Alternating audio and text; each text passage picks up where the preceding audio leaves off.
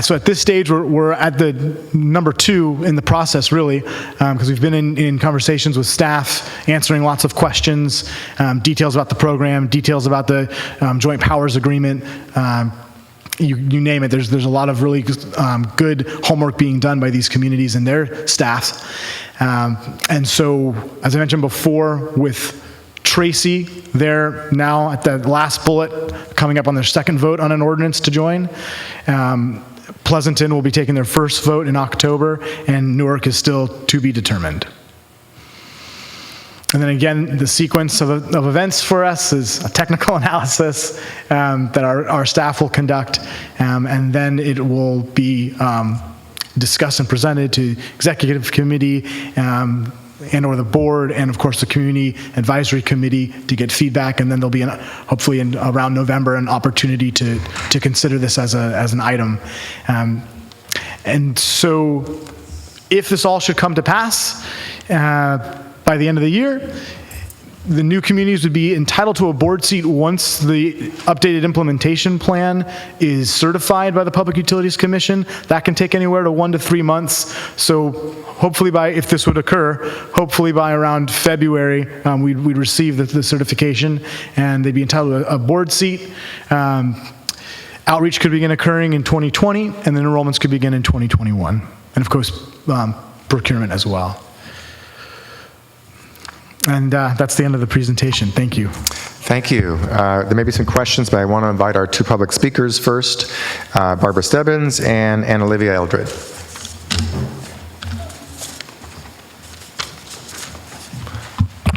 So I think we're excited to know that Pleasanton is going to join, and that leaves just one city as a holdout so far in Alameda County's program. I think we're a little more concerned about Tracy. Tracy is a neighboring community, neighboring county. It also actually has become kind of a bedroom community for the Bay Area, as housing prices have priced a lot of people out, and they moved to Tracy because it was slightly more affordable. I think it's got its own problems now with that. But I think we just want to express some caution around expanding the reach of what is meant to be a local community energy agency too far. I think it makes it hard for their communities to actually be represented and represent before the board their concerns. I don't know how we're going to do that. I think it's really important to do that. I don't know if people from Tracy are going to want to come to a community advisory committee that's held in Hayward. It's a long way for them to travel. So I understand all the benefits. I think we all understand the benefits of kind of increasing the size of this agency. But I think it's really important to maintain that concept of community and community accessibility, the community being able to be at the table. And if it gets too far afield, I think that's going to be very difficult. Thank you. Thank you.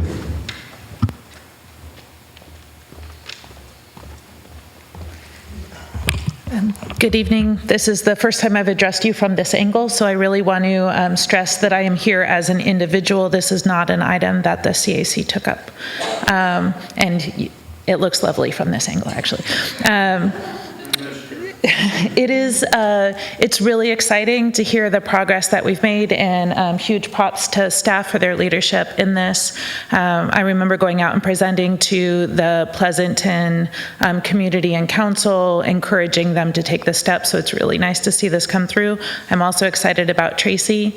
There's 2 things that I would personally advocate for. On other committees that I sit on, people have the ability to remote into meetings, and they are county and regional bodies. I know that these things are options, and I would really like to see us take that request more seriously, because being able to come here at this time is really prohibitive for people who have children or elders that they're caring for, or have mobility issues, or it's just real far and traffic is delightful. So I would like us to look really at ways that we can be super inclusive of our new communities that are joining us, and also take a look at the definition of local, and when we're looking at local hire and job development and those kinds of things, what does that look like if we're expanding? And would request that the information that is brought forth for consideration just takes that into account, like really clearly. And also, what does that look like for local development? Because we know that green is not greener if it is not local. And as much as we'd like to pretend that shipping in something from far away is greener, it isn't, and it does put real strains on our local resiliency and even things like resource adequacy and things like that. Like, it is not cleaner if it is far away. And so what does local look like when it talks about local investments and those kinds of things? And just to have that part laid out, as we are on this very tight time frame, I would just encourage the board to request that information be included in the first drafts that come forward. And well done, and thank you. Thank you. So staff was taking notes. Thank you. Appreciate it. Colleagues, any questions on the outreach to the other communities report you just heard? Seeing none, this is an informational report. Is that right? Councilmember Monroe. So, as somebody who lives at the gateway to the Central Valley, and when I did my PhD at Berkeley, was regularly told how far I was coming, I really appreciate that Alameda County is very spread out. I'm 20 minutes away from Tracy, depending on traffic, or an hour, depending on traffic. I'm 40 minutes away from Berkeley, which is in my county, or an hour and a half, depending on traffic, sometimes 2 hours. So when we're thinking about local, I think we need to really take transportation into account. I really appreciate what Anna Olivia said about the remote. The Collins, Councilmember Hernandez and I came from Dublin and Livermore to the marketing meeting, and it took us a fair length of time to get there and a lot longer to get back. Alameda is a big county.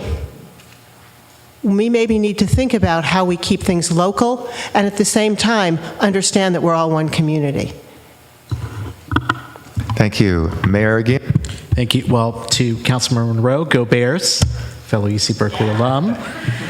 And I want to just echo your point, which is that the region's becoming a mega region. And in fact, we discussed this last week at a joint ABAG MTC committee meeting. Because of the rising housing costs, more people are moving outside of Alameda County, which means we have to plan on a much bigger scale, as well as think about the transportation linkages between the mega region to Alameda County. And so I think it's great that Tracy's interested in being part of this agency, not just for just adding more customers, but also because we are increasingly becoming a bigger and bigger region that exceeds the borders of Alameda County. So I want to thank those board members that helped do the outreach to these different cities to get them to join. I spoke to the mayor of Newark on Monday and encouraged them to join so we can have all of Alameda County be part of this. So thank you for all your efforts, and thank you to Supervisor Hagerty for your outreach. Thank you. Okay, seeing no other comments, this is not an action item, so thank you for that good work and including the board members here who helped do some substantial outreach. That's excellent. So next item, please. And that will, I'm sorry. Oh, we had public comment already. Okay. So next item is item 17. So item 17 is an action item to approve a non-standard pricing rate agreement policy and adopt a resolution to authorize me to be able to negotiate and execute these agreements. Dan is going to present. I'll just give a little very, very quick feedback. This is really a response to SB 237, which passed last year. If you remember, that was a bill that expands direct access. Direct access is a program where certain very large commercial customers are able to go seek electricity service from private competitive suppliers. And so we had a certain number of our customers who became eligible to seek this option, and this is a response to that. So Dan, take it away. Thank you. Good evening. And I feel like I'm the bad news sandwiched between two more exciting items, the expansion of our service area, signing of contracts, and I'm going to present what I think is maybe the lesser of two evils that we have before us. As Nick Chassett just mentioned, direct access, this is a competitive market policy that was passed in the late 90s. Some of you may remember. You could go out and pick whatever provider you wanted among dozens of competitors, and then Enron and some other entities came and gamed the system. The state ended up stepping in and essentially suspending direct access. The customers who are on direct access have been able to remain on that service. So as this slide shows, we have about 1,000 gigawatt hours currently on direct access. That's been a number that's been essentially frozen over the years. There have been some slight changes to that. But SB 237 brings 4,000 more gigawatt hours of direct access to California. This is allocated through a lottery system, and unfortunately, our service area got a pretty large amount of that clearing in the lottery. So there are about 222 gigawatt hours that were allocated to customers in our service area. So those are customers who we currently serve, who are basically given a ticket to shop around. And while it's 3.7% of EBCE's load, that might not seem like a large number. It's about the same as Albany, Piedmont, and Emeryville combined, and there's risk of greater expansion of direct access over time. So if you click to the next slide, it's just an overview of the timeline that we're facing. Oh, you know what? I have the clicker. Haha. There we go. You can see that the customers were recently notified of their status, whether they received an allocation in the lottery or not.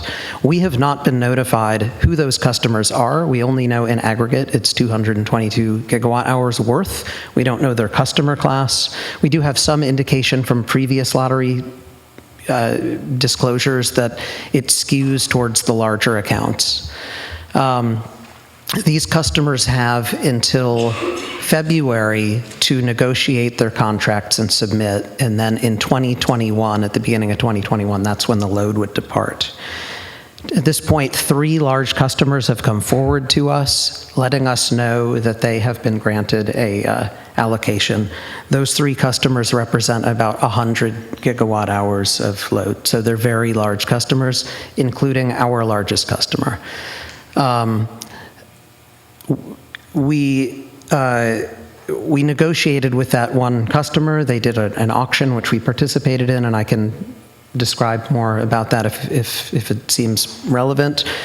We were able to prepare a bid that they ended up telling us was their best bid, but we could not complete the process because they needed a signature on the day of the auction, and we didn't have board approval. So we learned a lot from the process about our value proposition and how it stacks up against our competitors through that process, but this customer is opting out at least for 2021 and 2022. The challenge of losing these customers is that they will likely move to a less green, more highly emitting power source. If you look at the power content labels of those suppliers, they tend to be very heavily, if not entirely, from system power. In fact, some of them have 0% renewables if you look at their power content labels.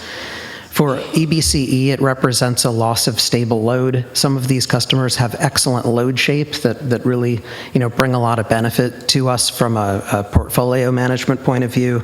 There's, of course, loss of revenue. These are customers that are often contributing the most to our local development business plan and other funds.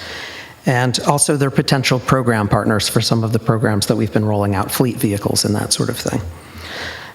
So one challenge is our current approach to rate setting is a sort of, off-the-shelf product. It's easy for these electric service providers to come in and undercut our prices since they're public. And there is some precedent among other CCAs and other municipal utilities to offer discounts or negotiated rates with their largest customer. There is a precedent there for doing that. And the proposal that we have before you tonight is for a policy that has criteria that we would need to meet in order to execute the deal and then report back to the board. And those criteria include that we'd only be negotiating with customers who are at risk of departure, this sort of new tranche of direct access customers or customers who are on direct access. That we'd offer only a cost-based rate, so it would not be a loss leader type of deal. It would be something that would contribute positively to margin and programs, and that the supply would have to be at least as green as what we're offering in Bright Choice or whatever the entry-level product is at EBCE. So I'll stop there and just happy to answer any questions you might have. Thank you. I don't think we have any public comment on this item. I don't see any questions. Councilmember Rendell. Yeah, comment. This is good. I think the criteria are the right ones. There's a large Cal State East Bay, I believe, is a direct access customer, and their contract comes up for renewal with their current provider sometime in the next year. And so I hope that we'll use this not just to go after the departing load, but as it's indicated here, to go after new load, winning back some of those currently already on DA. And obviously I'm willing to help with the university in this particular case. So I'll happily just move the item and see if there's additional discussion. That's been moved. Who seconded? Mary Arguin. Any more comments or questions? Yes, Mary. So I just want to say the CAC discussed this item as well, and it did have a fair amount of discussion. Folks were sorry to hear that we actually had to come up with something like this. We did agree that we supported this. There were a few pretty strong opinions, though, even though we did have a unanimous kind of choice to support this, and really those were more about the process, really clarifying that this is a one-time type of agreement for this expanded ability of the CEO. And also, we weren't sure if the timing could be improved so members of the board could hear back more quickly than perhaps the once a month that this board meets. Thank you. Any other comments or questions? Just following up on that, any agreements that are reached will be reported back to us certainly by the next board meeting, if not sooner, right? The agreements will be. I think there are still some details about whether or not certain terms may need to be redacted. But yes, you will. We have entered into agreement XYZ with entity Y. ZX. Yes, that will be reported. I think, again, some of the underlying details we have to confer with council to better understand, what, if anything, may need to be redacted. Sometimes these entities may ask for that, so. Okay, all right, thank you. Thank you. I know I was asked to reach out to one potential loss, and so I'm happy to do that. I think I signed the form I needed to sign, so whoever wants to contact me and set up and let me know who the best contact is, I will reach out to them next week. Okay. Okay, we have a motion and a second. Any more discussion? Seeing none. Any objections or abstentions to this motion? Okay, I will take that as a unanimous vote for all those in attendance. Thank you very much. Thank you to the staff for this work. And now we have item 18. So item 18 is an action item that would seek to approve 2 power purchase agreements for a cumulative 225 megawatts of new California renewable energy. One of the projects has 80 megawatts and 160 megawatt hours of energy storage. The second project is what we're terming a virtual energy storage project, and by virtual it means there is actually a battery there, but we're structuring the agreement to be one where we will not actually control the battery, but the battery will be used to enhance the economics of the project. With this, we also have a memorandum of understanding that we are entering into with Brookfield Energy Partners, who are developing an 80 megawatt Altamont Pass, Alameda County sited wind project. So while that project is not for formal approval, it's part of the information item, and kind of continues to build our portfolio of local clean energy projects to serve Alameda County. So Howard, take it away.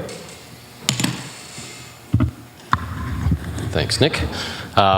Just as a very quick recap, this is related to our California Renewable Energy RFP that was issued in June of 2018. And with these contracts that we're bringing forward today, it should sort of generally close out that first RFP for large-scale, long-term PPAs.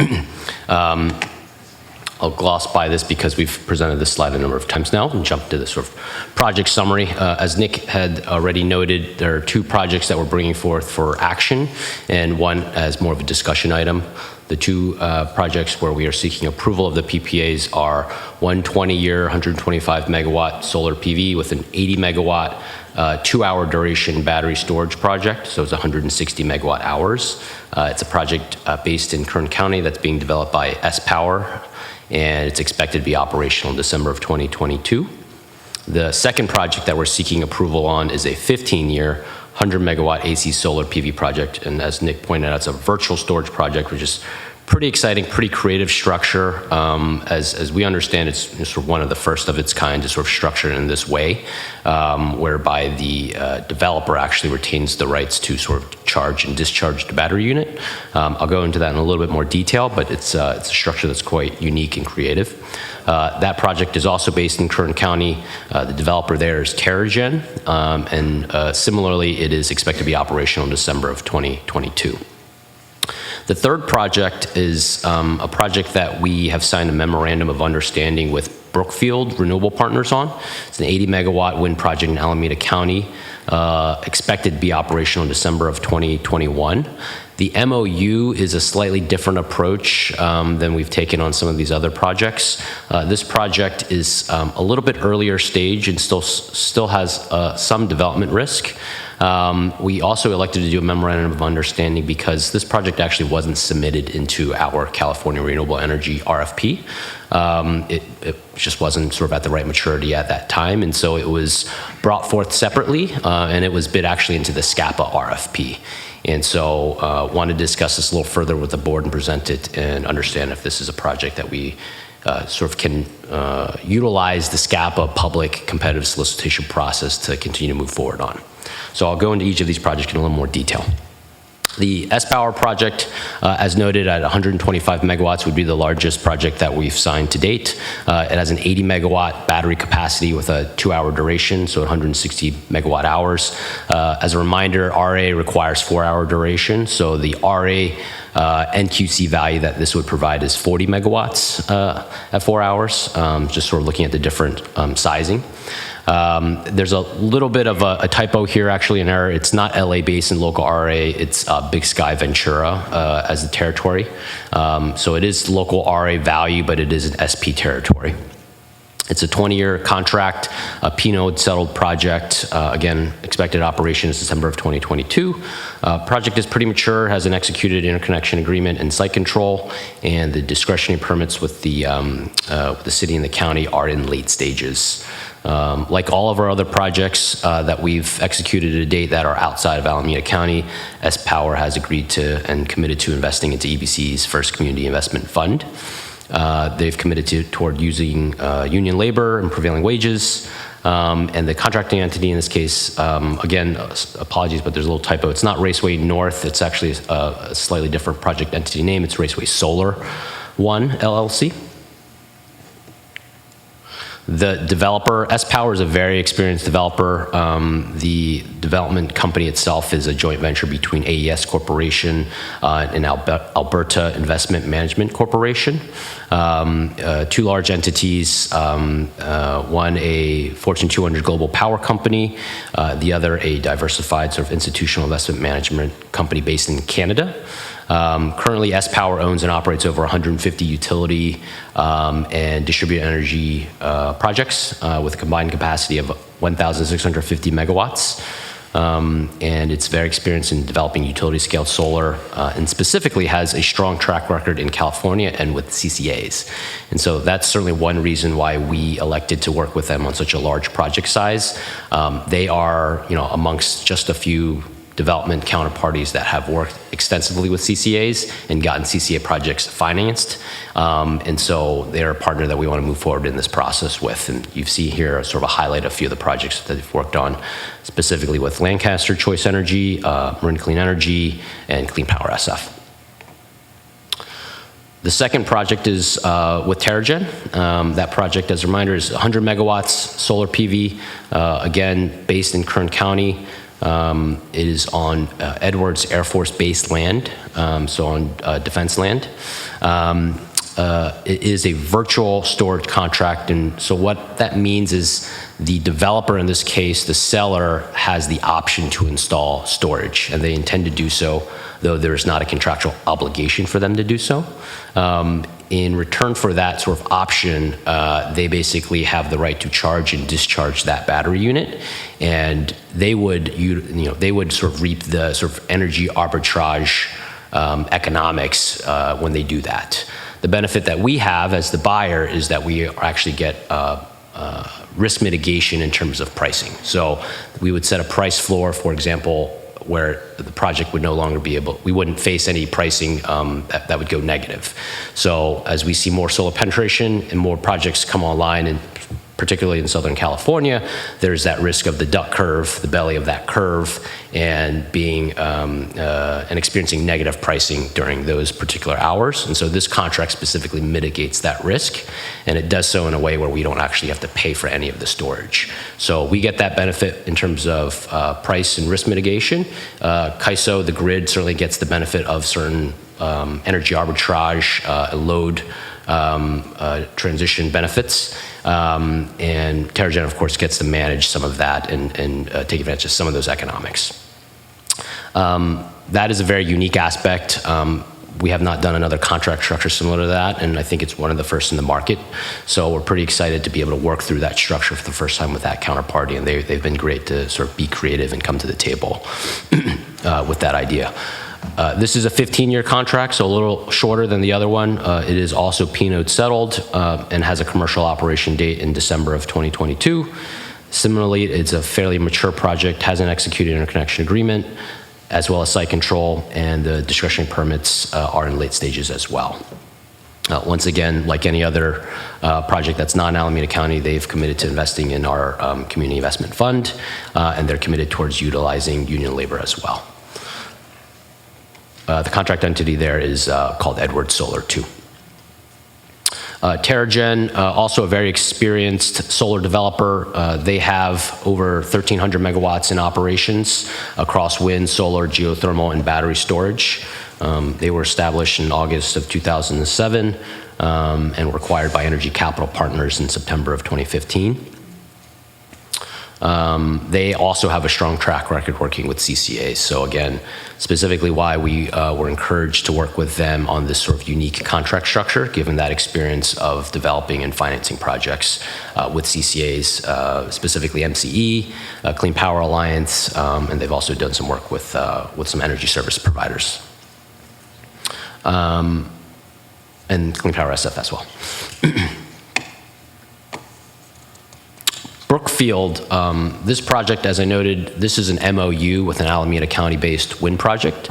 It's an 80 megawatt project. As I highlighted before, we wanted to have this as a discussion item with the board because this project was not submitted into our RFP, but it is a project that's reached a certain stage of maturity now that we're having serious discussions with them. We signed an MOU, which is a non-binding agreement, but was a way to sort of formalize our interest in the project with an intent to continue to evaluate it both from a development risk and an economic perspective. And if, assuming that sort of goes smoothly, we would intend to move forward with PPA negotiations. Specifically wanted to get feedback from the board to make sure that you guys were comfortable that we move forward with a project that wasn't submitted into that RFP process. However, it was submitted into SCAPA's, so Southern California Public Power Authority's recent RFP, which was issued in 2019. So it has participated in a competitive process. We've discussed with other CCAs, we've discussed with council as well, the ability to sort of piggyback off of another public agency's competitive solicitation, and that's something that generally folks have gotten comfortable with. And so we feel like, given that information and the timing of this RFP relative to ours, we do have a very good sense of where the market's at and would feel confident in being able to make a decision on the project from sort of an economic and development perspective to know that it is a good project to move forward on, but wanted to flag that openly with the board and make sure that the board agreed that given limited projects in Alameda County that we can consider that are de-risked and strong projects, we did want to continue these discussions with Brookfield.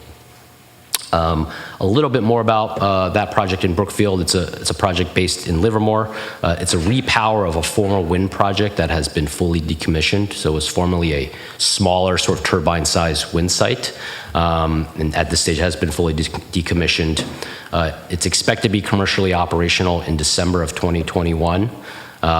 It's slightly earlier stage than the other solar projects that I just noted. It has not completed all of its interconnection studies, and that's part of the reason why we're still in the evaluation phase and not quite ready to move forward directly to a PPA negotiation. The other exciting thing about this project is there's a good potential for joint procurement on this. That could be with another CCA, that could be actually with an NCPA member potentially.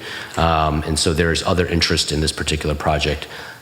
In all likelihood, we would be we are the lead sort of negotiator and evaluator of this project, and we would take down the majority of the offtake, the output, I should say, but there are some discussions about joint procurement on it. Brookfield Renewable is a very large publicly traded renewable energy platform. They have over 18,000 megawatts of hydro, wind, and solar, so a very experienced developer and project owner. They're headquartered in New York, and they do have solar, wind, hydro throughout the US and Canada. They specifically have about 6,300 megawatts in nameplate capacity, and nearly 900 megawatts specifically in California. We've seen this slide before, so I won't go into too much detail, but it just sort of touches on how we summarized the portfolio earlier on, and everything that we had planned on as of a couple months right now with this full portfolio, we are consistent with what we had presented to the board previously. So I just wanted to sort of show this slide again, but I'm actually going to jump to this, which is probably a better summary. So this is really a table of all of the projects, including the two for action today that we have executed or soon will execute. And so that totals 550 megawatts in total. That's that kind of first tier in the table. And you can see there's a wind project obviously in Alameda County. There's two standalone solar projects. Both of those are DLAP settled, so hub settled projects. And then the last three on that table are solar plus storage, or in the case of the Terragen project, a solar plus virtual storage. That's quite a bit of concentration to solar, I'll highlight, but because of the structure of our contracts, we feel really good about the way that's been diversified. Because two of those standalone solar projects are DLAP settled, that's a pretty unique approach, and so that mitigates quite a bit of the pricing exposure. And then, of course, the storage projects help us to sort of load shift some of that output and, again, mitigate some of the pricing risk. So we feel like that's a really good balance of that risk across a broad portfolio. And, of course, we've limited any project size to no greater than 125 megawatts, so about 20-25% of the portfolio size. In addition to that, you can see the sort of COD dates, so the commercial operation dates are sort of staggered between 2020 and 2022. A little bit more weighted towards the back end, but that's because it was more favorable pricing as you give a little more time to sort of drive down some of the technology costs. And then the last point there is just, it's a mix of some 15 and 20-year terms. The next kind of tier of projects includes the Clearway Energy project, which, as a reminder, we signed a contract with Clearway Energy Group a couple of months ago for exclusivity of an additional wind project in Alameda County. So that's the 43 megawatt project that's listed there. And then, as noted today, the Brookfield Renewable Partners project is an 80 megawatt wind project that we have under a MOU now. So with those two projects at about 123 megawatts, if you were to look at it as an overall portfolio, we'd be at close to 700 megawatts in total. So a really good size. It would address a lot of our SB 350 long-term renewable energy contracting requirements. Now, there's, of course, risks related to the two projects that aren't under contract yet, the Clearway Energy Project and the Brookfield Project, as we continue to evaluate those. So not definitive that we'll move forward on one or both of those projects, but obviously we're having very serious conversations, one of them being under exclusivity. And so we'll probably be in a position where we could make a decision on those projects in sort of that 3 to 6 month time frame and bring it back to the board for formal approval. I'll also note, of course, as is always the case with project development, there is risk of all of these assets still. There's a mix of some more mature and some earlier stage projects. We've, of course, done a good deal of due diligence.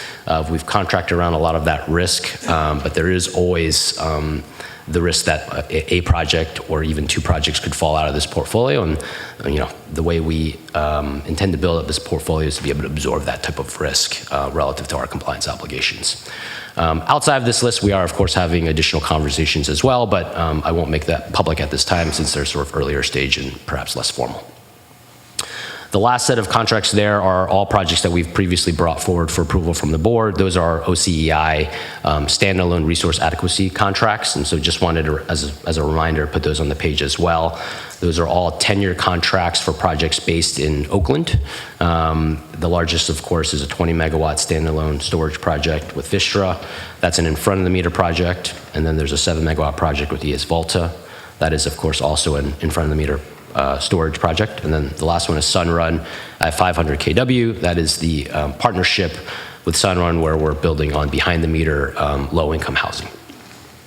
Just a reminder, the Sunrun project is not limited to Oakland.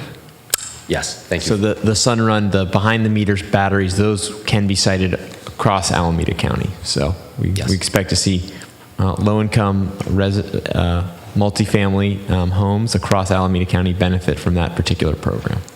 There's an obligation for a portion of that that project to be specifically based in downtown Oakland, but it was opened up to broader Alameda County. Thanks, Nick. Just in terms of next steps, we're going to continue to evaluate the two Alameda County projects that I've already highlighted.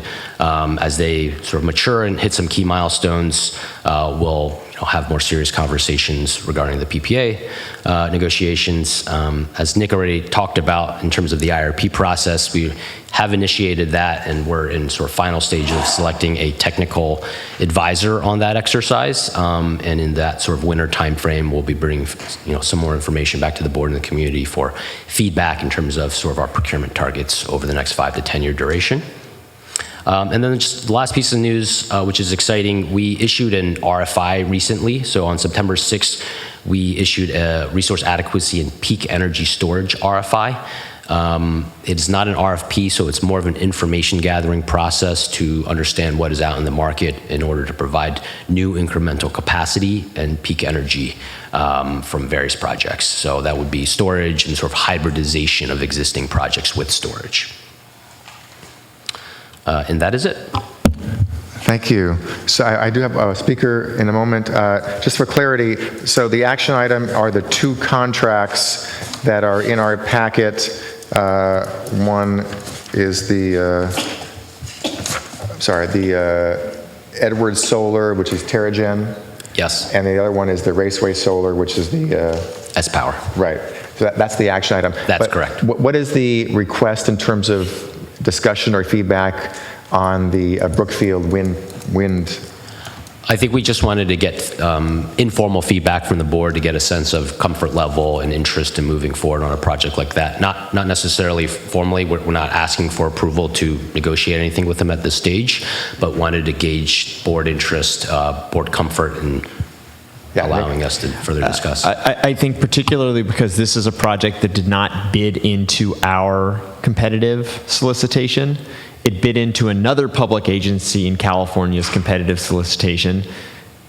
And rules around public procurement and our rules around procurement allow us to procure outside of our competitive solicitation. But, out of sort of an abundance of wanting your feedback, to make sure you're comfortable with it, are you comfortable with us pursuing negotiations with a local project that did not participate in our solicitation? Okay, I wanted clarity on what we're being asked to do. Okay, what I'm going to ask for is the public speaker now. That's Barbara Stebbins. Come on down. And then I would like us to first discuss, if there's discussion and or have a motion on the two contracts. Can we vote on both of them together? There's two resolutions, two separate. You got one, okay. So I'd like to entertain, after the public speaker, I want to hear that from that and decide if that's going to have an impact, but then we could entertain a possible motion for the two contracts that are the action item. Then after we dispense with that, we could have a just brief discussion on the Brookfield question. Okay. Correct, you can break it up however you please. Yeah, you can break up the actions however you please. I'm sorry? You can break up the various actions under this item however you please, so you can do two at once or each one separately with separate discussion. Got it. What you suggested is fine. Yeah, okay. Barbara? Okay, so that's a lot of solar, it's a lot of storage, it's a lot of staff effort to put these contracts together, and I doubt you would decide not to go forward with them if we were to tell you that we wish you wouldn't. But it does lock us into remote sources of renewable energy for 20 years, 20-year period. That means like 2042, well into when we're going to be experiencing severe impacts of climate change. But just so you start thinking about that, there are two reasons why we advocate for local. One has to do with community benefits, local jobs, improved actually air quality even locally, but the other is resiliency. And I think especially in a time when PG&E has informed us they will be able to cut off the power at any time, then we have to really start thinking about where are our sources of energy. And the wonderful thing about renewables is they can be anywhere. We heard on Monday night a whole slew, like we couldn't even keep track. JP Ross was talking so quickly about all the different amazing local projects that are being put together right now. And but they probably will total no more than about 50 megawatts. I don't know, JP Ross could tell you. So, and I mean, that's good, but we'd really like to see more of that. And I think what we'd really like to see is kind of what bids are coming in for these larger projects that are local, and what are the barriers to those being selected for the contracts. Because I think that would be really interesting to see. And the last comment I'll make is simply I'm sad that one's out at Edwards Air Force Base. If you've driven out there, it's really beautiful desert country. So, but if it's on the Air Force Base, hopefully the impact is minimal. Thank you. Thank you. Okay, so colleagues, let's first entertain discussion or questions on the one or both of the contracts before us as an action item. Supervisor Haggerty. Thanks. My question's pretty simple. I want to know this Brookfield project, is that an approved project in Alameda County? It has not received its conditional use permit, so no. Okay. Thank you. Councilor Martinez. Howard, would you kindly remind the board what the difference is between a P-node settled project and a DLAP settlement? Absolutely. So a P-node is the specific node that our project interconnects at, so specific to the substation that it connects into. At every single one of those substations, the interconnection points, there's sort of a P-node, and that is specific pricing that is based off of delivering into the grid at that exact sort of geographic location. Hub settled is an aggregation of multiple P-nodes that is a sort of a weighted average pricing that reflects the price that we pay for power. So our EBCE specific price that we pay is the PG&E DLAP, so default load aggregation protocol. And so there's an aggregate of multi-hundred P-nodes within our territory that are the basis of which we pay to CAISO for energy. And so when I say we have projects that are DLAP settled, that is the exact price that we pay, and so it works as a perfect hedge. Whereas a P-node project does not work as a perfect hedge, and there's certain basis risk between that price and our price. So there's more predictability with the DLAP, and that's preferable? Correct. Okay, thank you. Thank you. Any other comments or questions on these two contracts? Mary? So is now the time to kind of let you know about what the CAC thought about these? Is that the comment period? We were mixed on these particular ones, and I think that while we recognize, kind of similar to what Barbara said, that these were probably required and we're going to go through, I think that the desire really is this preference for local power among the CAC members, and we were really hoping that we could come up with perhaps a bit more certainty in terms of what types of local power procurement may occur in the county. I don't know if that is something like a standard specific to local purchases that the board may want to consider. But we did have a couple of abstentions, which may or may not be usual, I think, in terms of the CAC. But those abstentions really were around the desire to put more weight on the power procurement that deals with some of the local development component, and as well as this understanding about the transparency of these RFP respondents and kind of the selection process to understand why the local power wasn't selected in terms of some of these. And I'll reiterate that, we did hear local comment that this was a community comment that these are these long-term comments that are detrimental to local development. And lastly, I'm going to bring out something that we didn't talk about specifically in this last meeting, but we'd heard more than once in previous meetings, which is the Community Investment Fund that all of these folks are signing on to. And while we understand that we can't know directly what's happening from each one because these things are under contract, it would be very beneficial to understand kind of in general the range of funds that might be expected once these things are in place and operating, to understand how much money may actually be coming in to help support some of the local development. Thank you. Thank you. So to the staff, one second.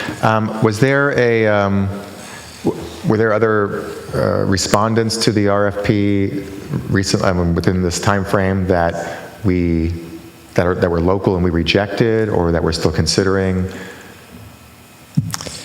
Other than the Brookfield question, which is not part of response. So for local respondents, we have executed one of the local respondents, so the Salka Wind Project. A second local respondent, which was the Clearway Wind Project, we did sign a right of first refusal to continue negotiating. A lot of it had to do with that project really wasn't ready to contract given some of the siting issues that it has.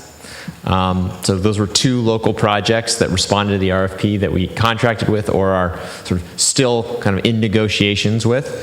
There is another large solar project that responded to this RFP that we are still in kind of some level of review and negotiations around, which perhaps we may be able to bring forward. So that's where there were other local projects that we did not select. There were many non-local projects that we did not select. So, in the end here, what we were trying to do was identify the portfolio of renewable projects that allowed us to deliver the most economic value to our program, while also making a really considerable sort of commitment to local investment. And you'll know over 10% of the energy that we procured will be coming from Alameda County from this solicitation. In past presentations, I don't think we have the slide up here this evening. We have provided some comparison of the economics of these projects with local projects. And the cost differentials are very, very considerable, given that we do have to always try to find that balance between local, clean, and cost. That's a dynamic that we're always trying to sort of way. And given that cost dynamic, we can't simply go towards a portfolio that is heavily weighted towards projects that are much, much more expensive. So that's sort of where we are, I think, for this solicitation, apart from the wind project or the solar project where there's still some dialogue. We're sort of effectively closing it out, this round of procurement. We do have an RFI out for storage and peak energy. We do expect there to be some pretty considerable response for local storage. So storage projects that are cited in Alameda County, we're very excited to see where those come back. We are in the process of preparing another solicitation for local solar and storage. So these would be projects located in Alameda County, rooftop solar paired with energy storage, similar to the Sunrun contract that you had approved. So that's another local clean energy opportunity that we're going to be bringing forward. So, there's still some, but I think the balance you're seeing here is probably the balance that we'll continue to see for renewable energy. And I think that that's really important to highlight, that local development is not limited to renewable energy only. Local development can be energy storage, which is not necessarily going to be paired with solar. It could just be a big battery that is standalone that helps us balance our grid.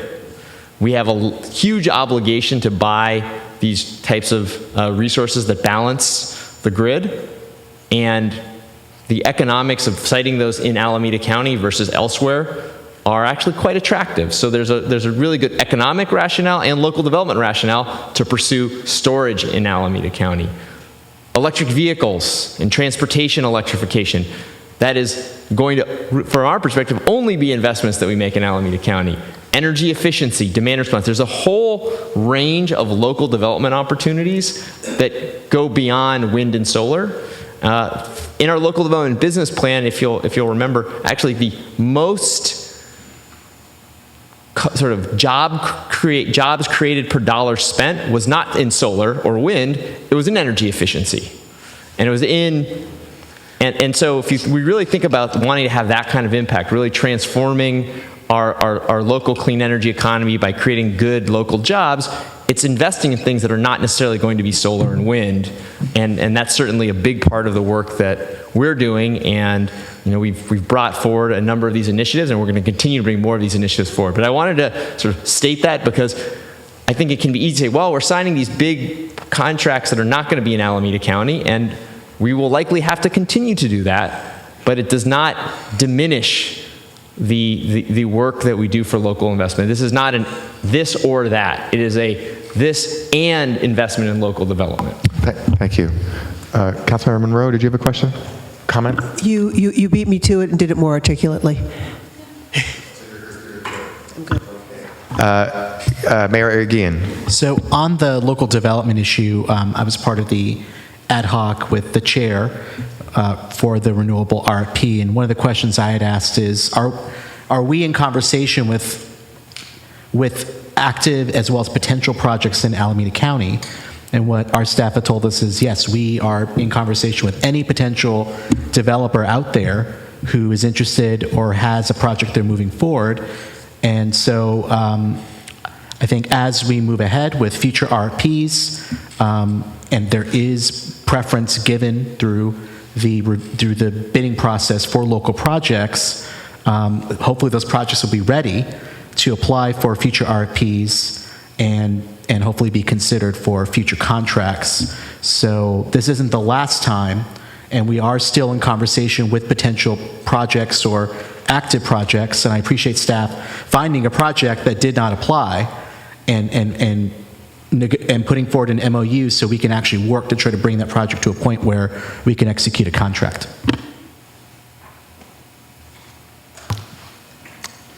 Yes, Councilmember Martinez and then Supervisor Haggerty.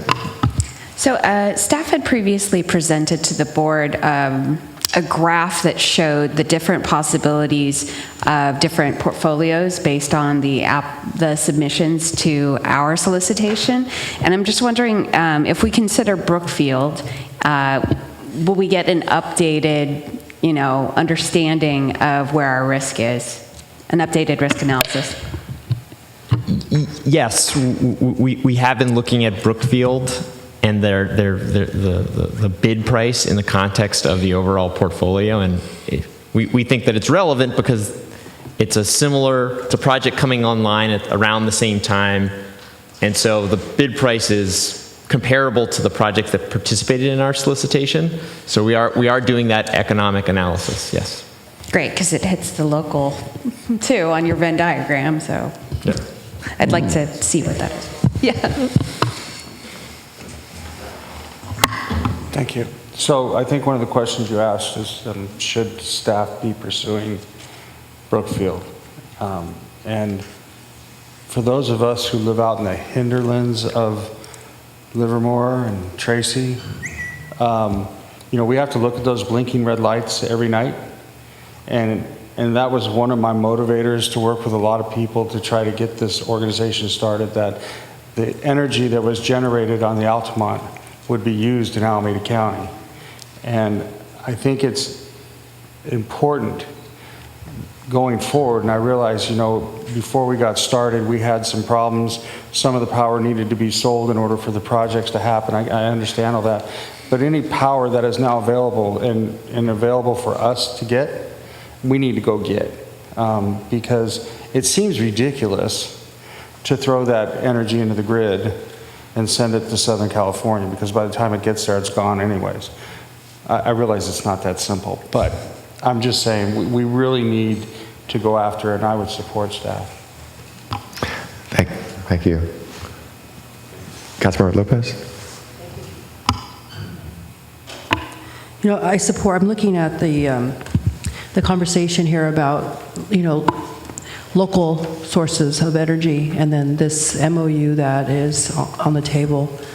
And I would be supportive of the MOU, and because that is really the answer, right? So this is like a two-part conversation. One is we have to possibly go outside of the county, but when we have the opportunity to, and this MOU would provide some confidence that there are mutually beneficial opportunities, and I think we should go ahead and pursue them, even though it's not necessarily in the most linear way that, as you described, it's still, I think, a better option or a more desirable option per many of the conversations that happened even before this JPA was launched. So those are my 2 cents. In terms of the 2 contracts on the table, I would say that I am also concerned about the fact that they're not local, and that they're long-term in nature.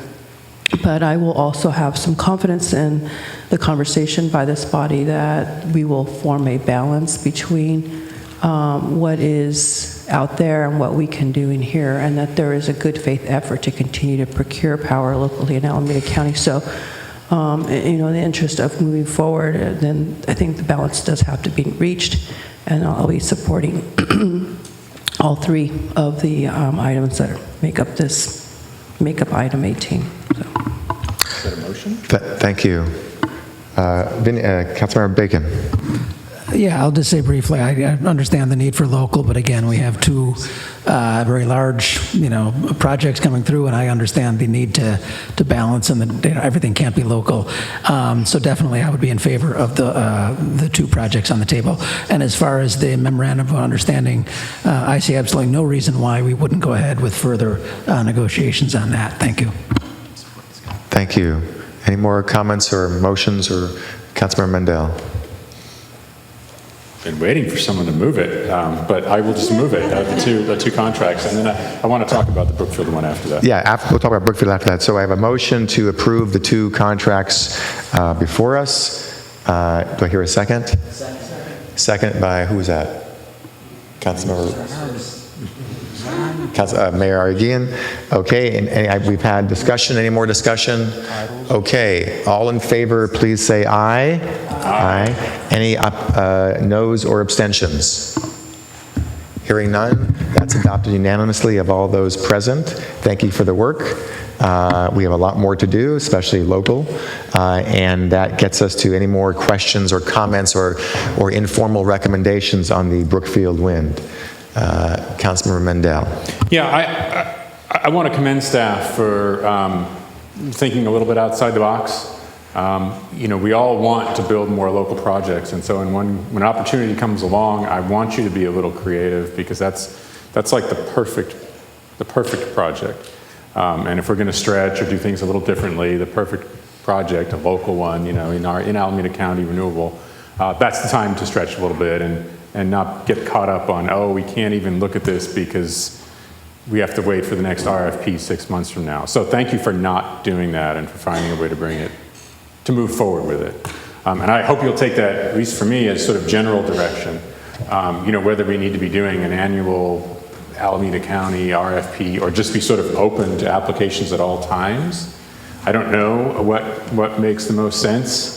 It was nice doing the big RFP one time because it gave us a sense of the market, right? Maybe having done that, the knowledge we have is enough to sort of carry over, so we don't maybe need to do, or we don't need to say we're not going to consider projects outside of a large RFP. I kind of hope that we could do, a project here and a project there, especially for local ones. And then the next time we'd go and do something outside would be probably with a more formal, RFP where we'd get local and California-wide projects. So that's sort of my feeling on it, and I really thank you, staff, for being creative. Thank you.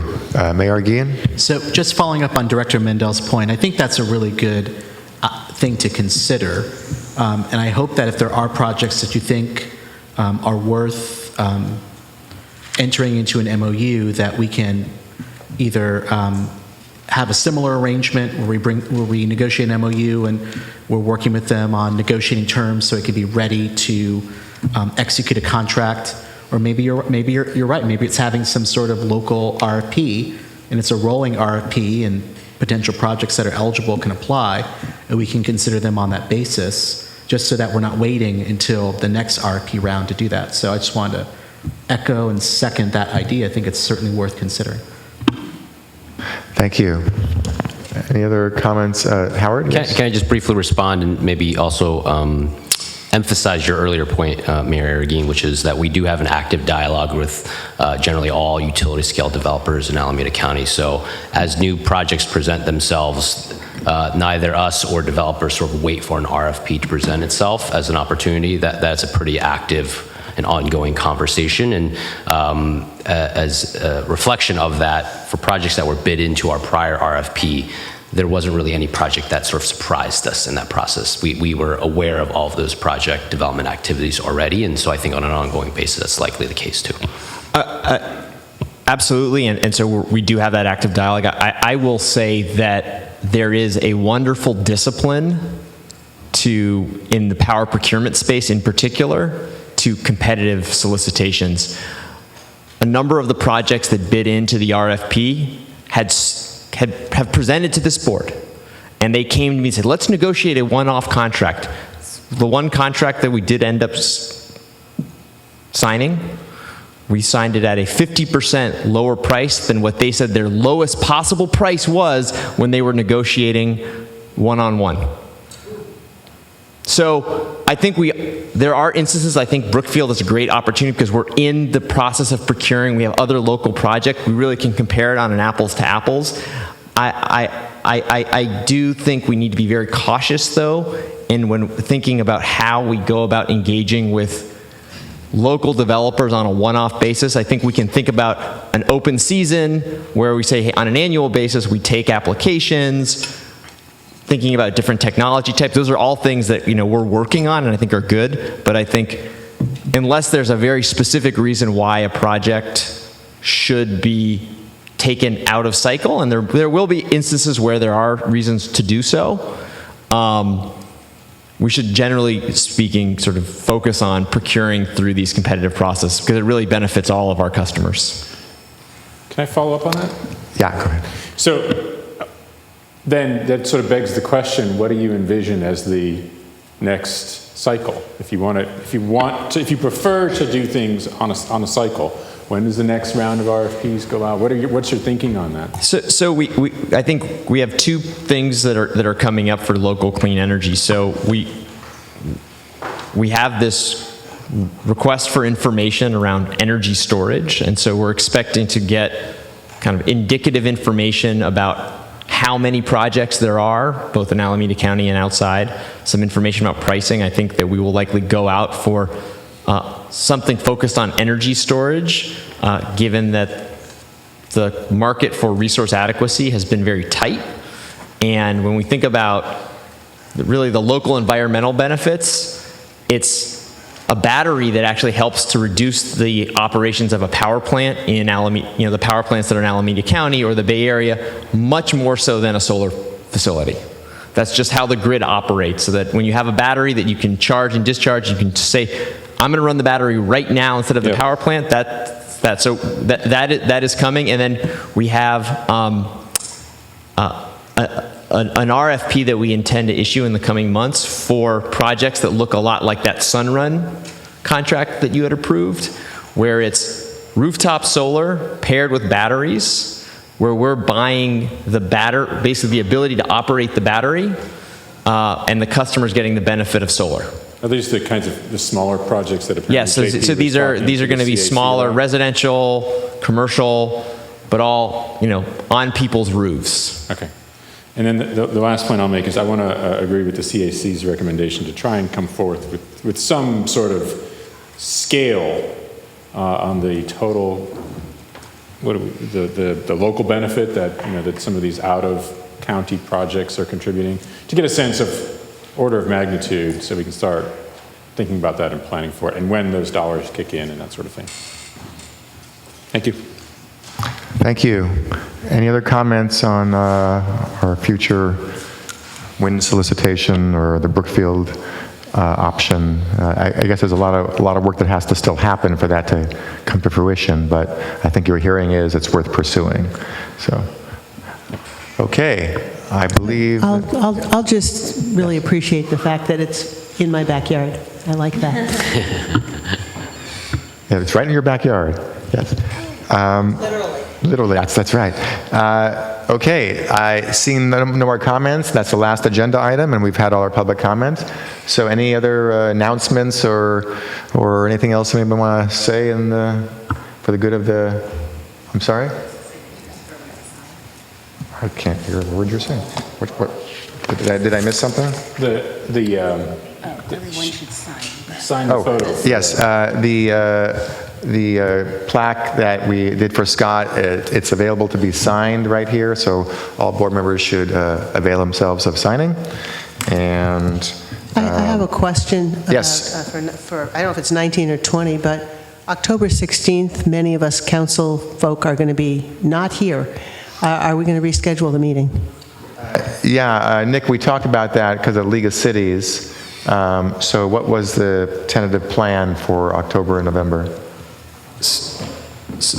The tentative plan, I think, was if there is no quorum, then we should not have the meeting.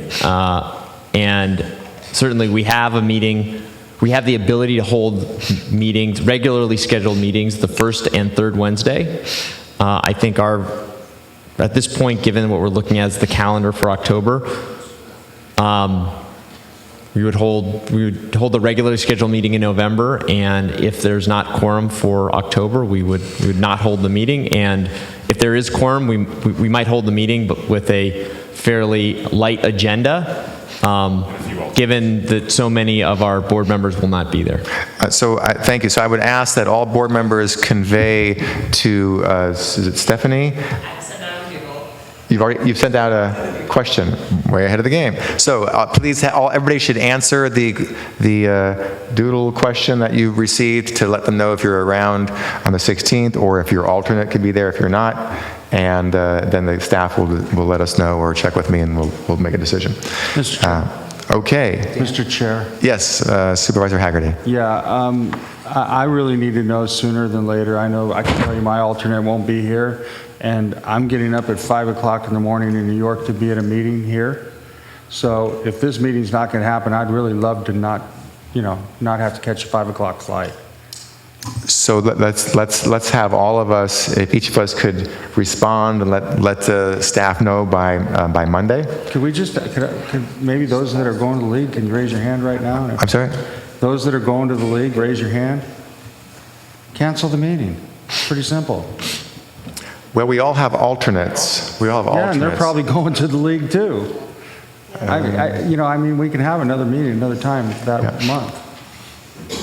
Do your poll, but please let us know as soon as possible. Yeah, let's make it, let's get our information back to, Send alternates to this meeting, and they're not going to have any idea what's going on. So we're going to have a board of a group of people that really don't know what's going on. So to me, it seems like you should cancel the meeting. okay, so Nick, let's discuss that in the next couple of days. Okay, I will follow up with you tomorrow, Dan, to confer on after your topic. Okay. Okay, great. Any other announcements or good of the will, good of the, whatever it's called? Yeah. Sure, quick announcement. Jessica? Because I forgot to say it in the beginning. Check out BayAreaClimateStrike.net. There is several days of action starting the 20th. And on the 20th is an action that's been called by youth for us elders to step up and back them up. But if there's so many actions, if folks can plug into that, that would be great. Thanks. Great, thank you. Okay, this meeting is adjourned. Thank you.